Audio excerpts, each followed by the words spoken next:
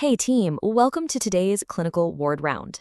I am absolutely thrilled to have you all here as we tackle one of the most vital, yet honestly frequently overlooked aspects of ECG interpretation.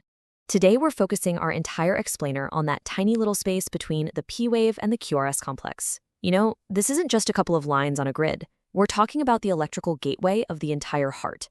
Seriously, mastering the PR interval and the PR segment is exactly what separates a pretty good clinician from a truly exceptional one. So let's dive right in and make sure you're totally ready for the wards. All right, here is our rounding list for today. First, defining the PR interval. Second, delayed conduction and AV blocks. Third, pre-excitation and junctional rhythms. Fourth, PR segment abnormalities. And finally, number 5, our key clinical takeaways. Okay, let's kick things off with Section 1, defining the PR interval. Right, so before we can even think about identifying pathology, we absolutely must understand the normal physiology.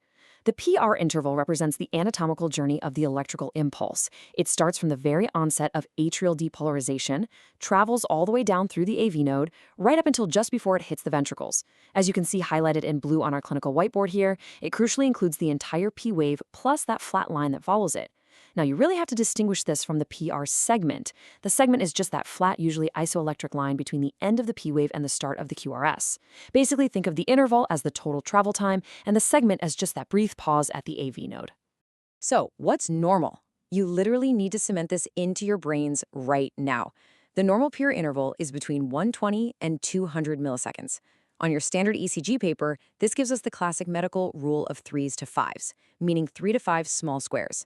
If you can just internalize this super simple rule, any deviation on a 12 lead is going to immediately jump right out at you. Moving right along to Section 2, delayed conduction, specifically AV blocks. Now, I want you to really think about what happens physiologically when that normal conduction through the AV node gets sluggish or hits some resistance. The magic number to remember here is 200. The very moment that PR interval stretches beyond 200 milliseconds, or, more than 5 small squares, you are definitively dealing with an atrioventricular block. This delay can happen totally in isolation, or it might coexist with other issues like a trifascicular block, but the rule itself, it remains absolute. Take a look at this strip showing a classic first-degree AV block. The rhythm is sinus, sure, but there is a marked, distinct delay. If you sit and count those squares, the PR interval here is a whopping 340 milliseconds. It is consistently prolonged with every single beat. So the impulse is always getting through to the ventricles, but man, it's taking its sweet time at the AV node. So what happens when the AV node gets even more fatigued? Well, let's track it. This is a second-degree AV block, specifically Mobitz type 1, which you probably know as the Wenckebach phenomenon. Track the PR interval with me across that baseline. It starts out long at 280 milliseconds, then on the very next beat, it stretches even further to 340 milliseconds until finally, boom, a QRS complex is completely dropped. The interval right before that dropped beat is always the longest, and the one immediately after is the shortest. All right, let's shift gears to Section 3, pre-excitation and junctional rhythms. We've just seen what happens when the heart's electrical gateway is too slow. Now let's look at the complete opposite end of the clinical spectrum, abnormally fast conduction times. Think back to your cardiac anatomy for a second. If the impulse is taking less than 120 milliseconds, so fewer than 3 small squares, to reach the ventricles, what must be happening? It means the impulse is either bypassing the AV node's natural delay altogether, or it's actually originating much closer to the ventricles than the SA node. And that brings us to our next critical threshold, 120 milliseconds. If you measure a PR interval shorter than this, your clinical alarm bells should be ringing loudly. Seeing a number this low should instantly trigger your suspicion of either a pre-excitation syndrome or an AV nodal rhythm, which we also call a junctional rhythm. Check out this tracing. It's the most famous example of pre-excitation out there, Wolff-Parkinson-White, or WPW syndrome. We have a classic triad here that you absolutely must be able to spot from the end of the patient's bed. First, the PR interval is dangerously short, well under 120 milliseconds. Second, the QRS complex is broad. And third, look right there at that distinct slurred upstroke on the QRS. That is the famous delta wave. This whole thing happens because an accessory pathway is conducting impulses way faster than normal, effectively bypassing the AV node and acting as a re-entry circuit. But WPW isn't the only pre-excitation syndrome out there. We've got to contrast it with Lown-Gong-Levine, or LGL syndrome. Now, while LGL also presents with a dangerously short PR interval because of an accessory pathway, the key difference is in the rest of the beat. In LGL, you're going to see normal P waves, perfectly normal, narrow QRS complexes, and absolutely no delta waves whatsoever. It's also really important to remember that a short PR interval doesn't always mean an accessory pathway. Sometimes the signal starts directly in the AV node itself. This is what we call an accelerated junctional rhythm. Because the signal is starting right there in the AV node, it travels down to the ventricles normally, which gives us those narrow QRS complexes. But it also travels backward, or retrograde, up into the atria. That is exactly why you see these abnormal inverted P waves with a very short PR interval sitting right before the QRS. Okay, time for section 4, PR segment abnormalities. Up to this point, we've been analyzing the interval as a measure of time, but now we need to make a massive conceptual pivot, team.